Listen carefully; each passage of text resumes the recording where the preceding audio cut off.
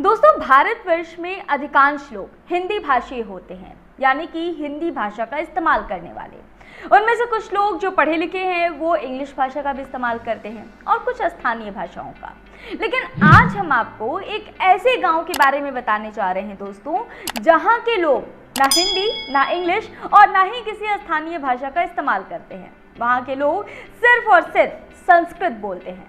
जी हाँ, बिल्कुल सही सुन रहे हैं आप। वहाँ के लोग संस्कृत भाषा का इस्तेमाल करते हैं, वो भी आम बोलचाल की भाषा में। दोस्तों, बिल्कुल वहाँ के जो लोग हैं वो लोग सिर्फ और सिर्फ संस्कृत बोलते हैं। अब आप सोच रहे होंगे कि ज़रूर वो गांव किसी पंडित या किसी पुरोहित का होगा, वरना इतने सारे लोग भला संस्कृत भाषा के ज्ञानी कैसे हो जाएंगे। तो दोस्तों, आपकी ये सोच बिल्कुल गलत है। वहाँ के लोग बिल्कुल आम लोग हैं, जैसे हम और आप। वहाँ के लोगों को संस्कृत पहले से नहीं आती थी। उन्होंने संस्कृत को सीखा और उसके बाद उसे अपनी मातृभाषा, अपनी बोलचाल की भाषा बनाई, क्योंकि उनका ये मानना था कि संस्कृत हमारे देश की संस्कृति है, हमारी मातृभाषा है और उसे बचाए रखना, उसके मान सम्मान को बढ़ाते रहना उनका कार्य है। तो ये गाँव कहाँ का है और इसकी पूरी कहानी क्या है, आइए आपको बताते हैं। मध्य प्रदेश के राजगढ़ जिले में एक गांव ऐसा है जहां आज भी हर घर में बोलचाल के लिए संस्कृत भाषा का प्रयोग किया जाता है।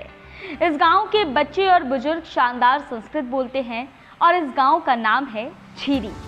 ये गांव राजस्थान की सीमा से लगे सारंगपुर विधानसभा क्षेत्र में पड़ता है और राजगढ़ जिला मुख्यालय से तकरीबन 40 किलोमीटर दूर है। गाँव में पहुँचते ही आपको घरों की दीवारों पर संस्कृत में लिखे हुए श्लोक दिखाई देंगे। इतना ही नहीं, घरों के नाम भी संस्कृत में लिखे गए हैं।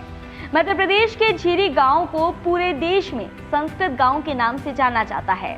झीरी के ग्रामीणों का कहना है कि उनके गांव में लगातार आरएसएस की शाखाएं लगती आ रही हैं।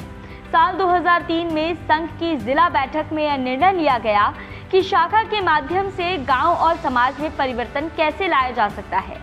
ग्रामीणों के अनुसार इस सवाल के जवाब में झीरी गांव के ही निवासी उदय सिंह चौहान ने एक सुझाव दिया।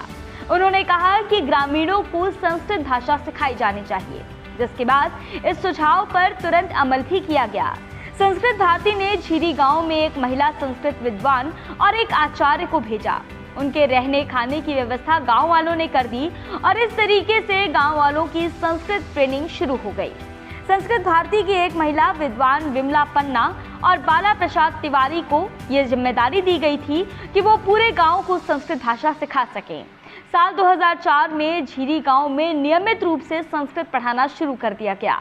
इसके बाद धीरे धीरे इस गांव के सभी लोग संस्कृत भाषी हो गए और आज भी यहाँ पर संस्कृत भाषा ही बोली जाती है।